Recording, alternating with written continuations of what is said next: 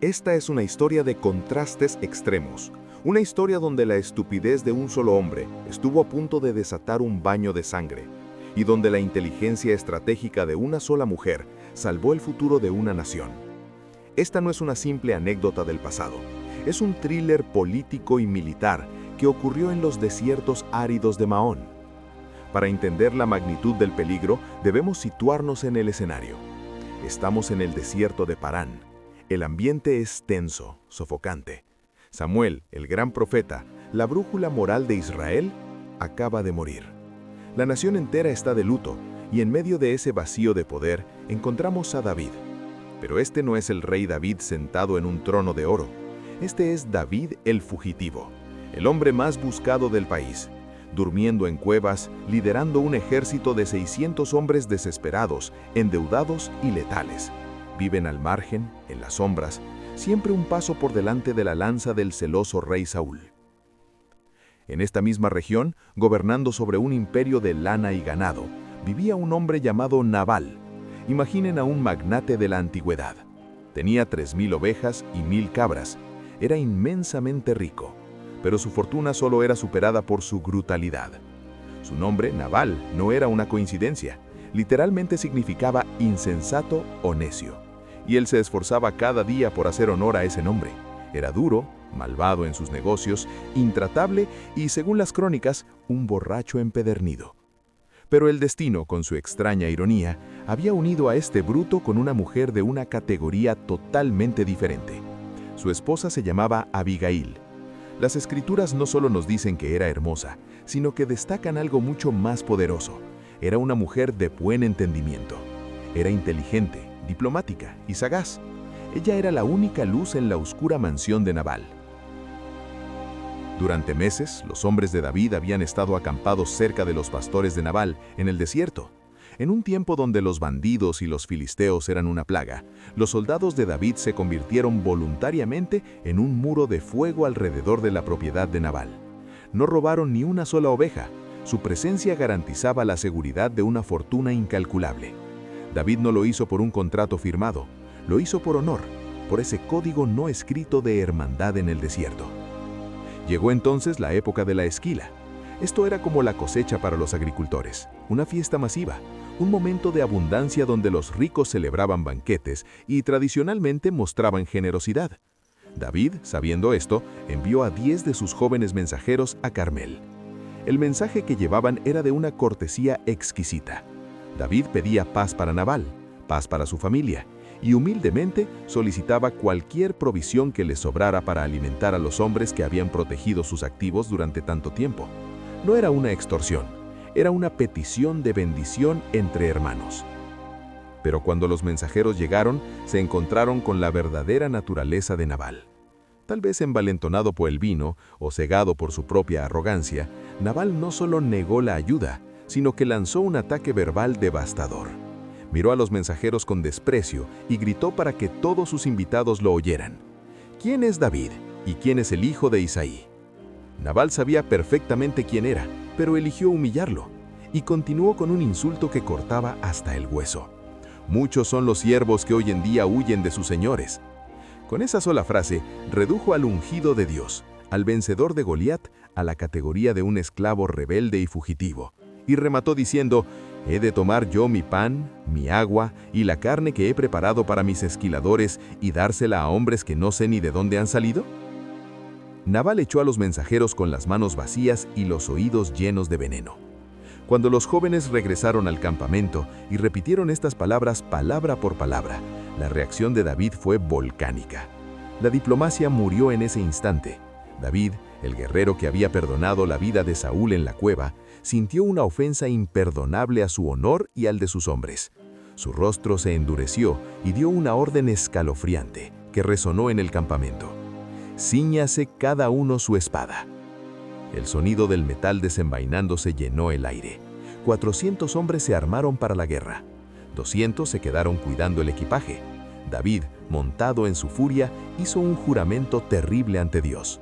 Juró que para el amanecer del día siguiente no quedaría vivo ni un solo varón de la casa de Nabal. La sentencia de muerte estaba dictada. Iba a ser una masacre total. La insensatez de un hombre rico estaba a punto de costarle la vida a cientos de sirvientes inocentes. Pero en la hacienda, uno de los sirvientes, viendo el desastre que se avecinaba y sabiendo que con su amo era imposible razonar, corrió hasta la única persona capaz de detener el apocalipsis, Abigail. Un sirviente le contó todo, sin filtros. David envió mensajeros para saludar a nuestro amo, y él los ha insultado. Pero esos hombres han sido muy buenos con nosotros. Fueron un muro de defensa de día y de noche. Ahora, por favor, reflexiona y mira qué puedes hacer, porque el mal está decidido contra nuestro amo y contra toda su casa. Abigail no perdió segundos en lamentos. Comprendió la gravedad de la situación al instante. Sabía que su esposo era un hombre de Belial, un hombre inútil para la crisis. Si quería salvar su vida y la de su gente, tenía que actuar a sus espaldas. Con una eficiencia logística impresionante, Abigail reunió un cargamento de emergencia: 200 panes, 2 cueros de vino, 5 ovejas ya guisadas, 100 medidas de grano tostado, 100 racimos de uvas pasañas y 200 panes de higos secos. Cargó todo esto en asnos y dio la orden a sus sirvientes: adelanten, yo lo sigo. Pero a Nabal, su marido, no le dijo ni una sola palabra. Visualicen la escena en el barranco de la montaña. Es un momento cinematográfico. Por un lado desciende David con 400 asesinos, con la adrenalina a tope y la ira ardiendo en los ojos, decididos a derramar sangre. Y por el otro, sube una mujer sola, montada en un asno, armada únicamente con comida y sabiduría. Cuando Abigail vio a David, se bajó apresuradamente y se postró rostro en tierra a sus pies. Lo que siguió fue uno de los discursos más brillantes, diplomáticos y proféticos de toda la historia. Abigail no intentó defender lo indefendible, no excusó a su esposo. Al contrario, validó la ira de David. Le dijo: no haga caso, mi señor, de ese hombre perverso, de Nabal, porque conforme a su nombre, así es, se llama necio, y la necedad vive con él. Pero entonces, Abigail hizo una jugada maestra. Elevó la mirada de David por encima del insulto.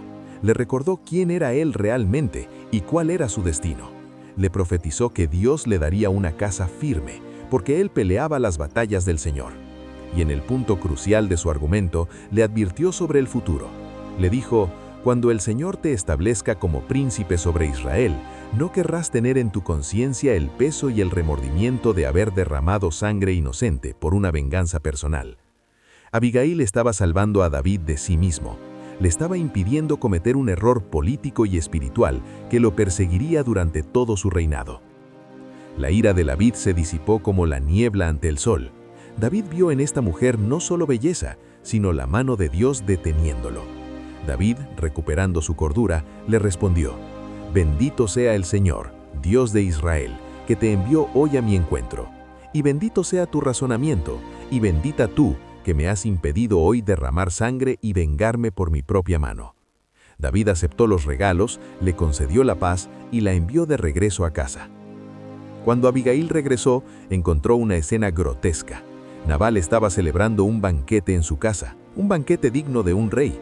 Estaba completamente borracho, riendo y bebiendo, totalmente ajeno a que, hacía apenas unas horas, la espada de David pendía sobre su cuello.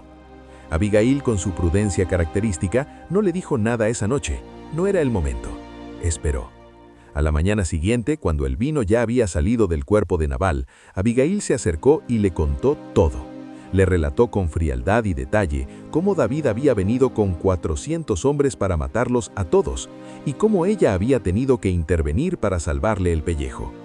Al escuchar esto, la realidad golpeó a Nabal con una fuerza física devastadora. Las escrituras dicen que su corazón desmayó en él y se quedó como una piedra.